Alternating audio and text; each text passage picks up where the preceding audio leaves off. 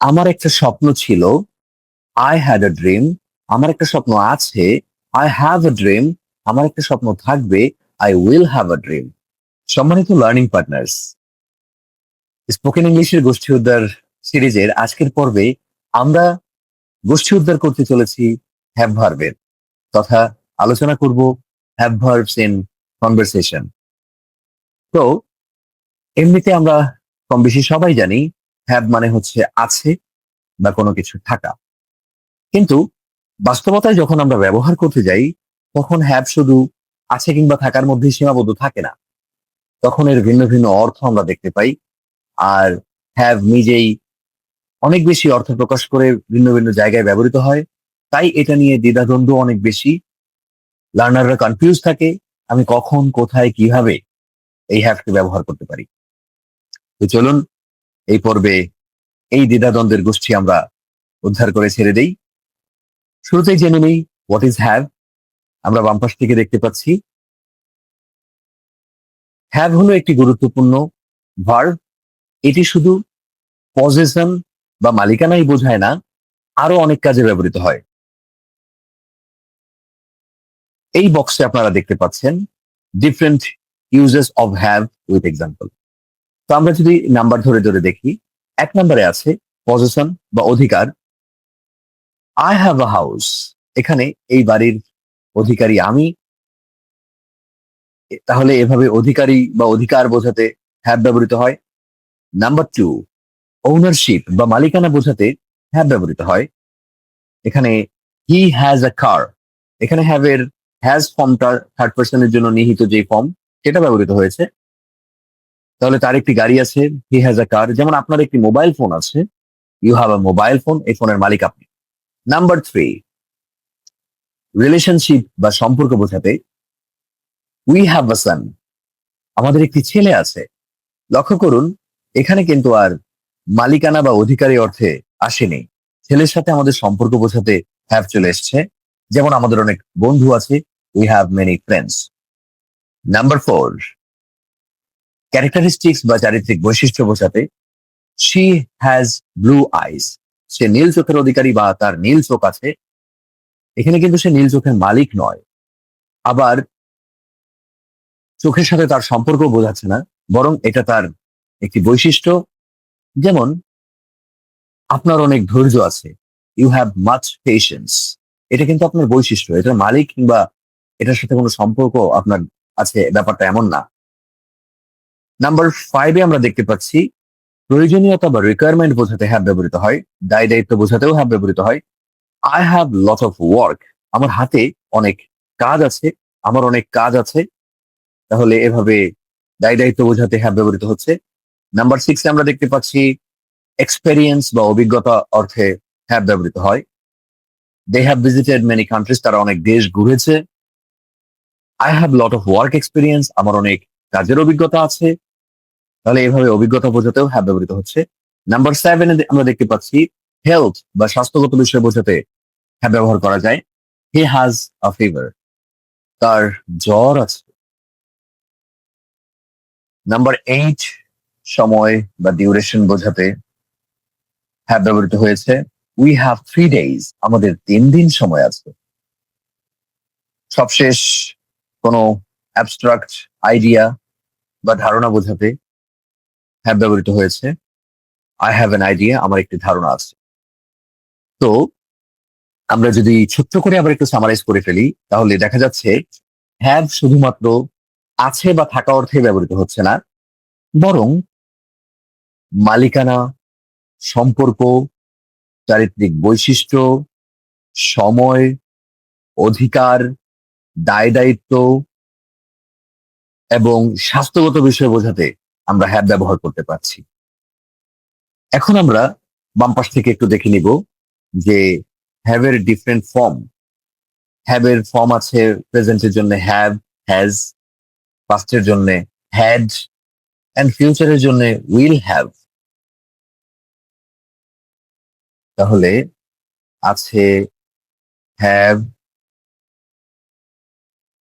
Has, had এবং will have. এই অংশে পেনটা একটু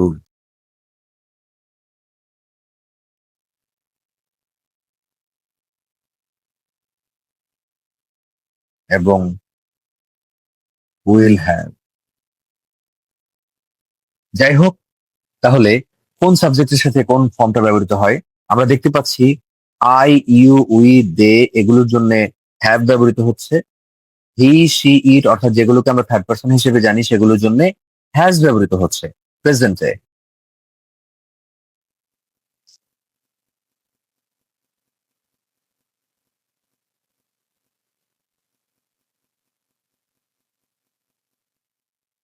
এই পর্যায়ে আমরা বি ভার্বের যে ক্লাস করেছিলাম সেখানে আমরা দেখেছিলাম হ্যাভ কিংবা যে কোনো ভার্বের সিক্স ফর্ম সেন্টেন্সে কিভাবে ব্যবহার করতে হয়। তো এখন আমরা আগের মতো করে হ্যাভ ভার্বকে কনভারসেশনে নেয়ার জন্য সিক্স ফর্মটা দেখে নিব। যারা বি ভার্বের গোষ্ঠী উদ্ধার ক্লাসটি উপভোগ করতে পারেননি তাদের জন্য এই ভিডিওর পিন কমেন্টে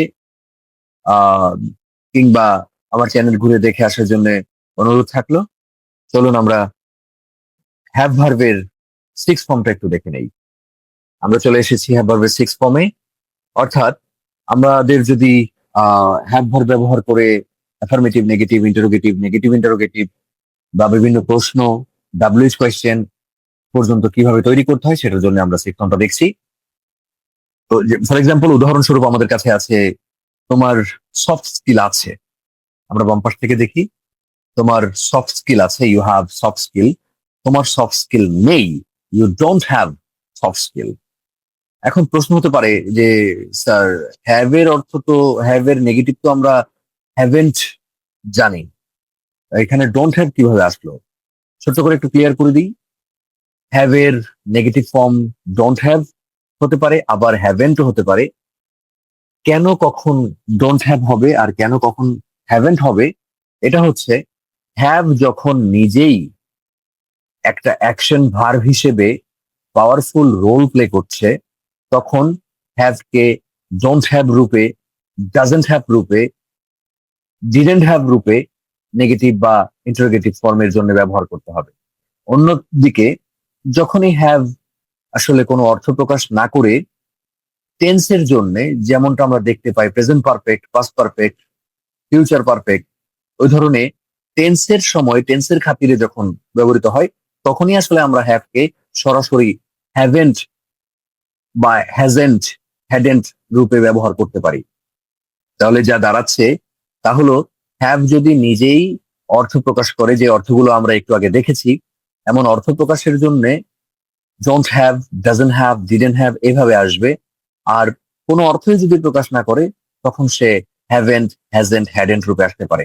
তাহলে বাম পাশের উদাহরণ থেকে আমরা দেখতে পাচ্ছি তোমার সফট স্কিল আছে, এখানে হ্যাভ মেইন ভার্ব হিসেবে কাজ করছে, তাই ইউ হ্যাভ সফট স্কিল, তোমার সফট স্কিল নেই, you don't have soft skill. Number 3, প্রশ্ন করছি তোমার কি সফট স্কিল আছে, do you have soft skill?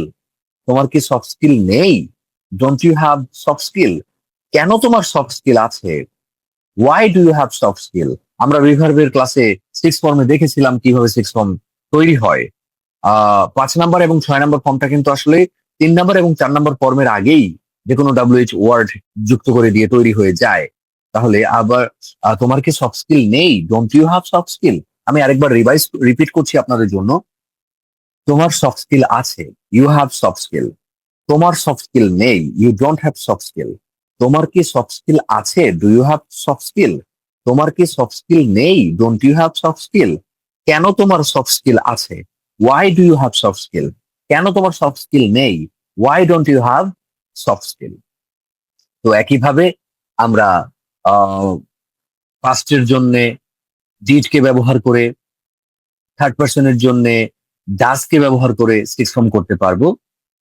মাঝখানে আমরা একটু 3টা ফর্মে হ্যাভ কে যদি একটু দেখে নিই। আমার একটা স্বপ্ন ছিল, আই হ্যাড আ ড্রিম।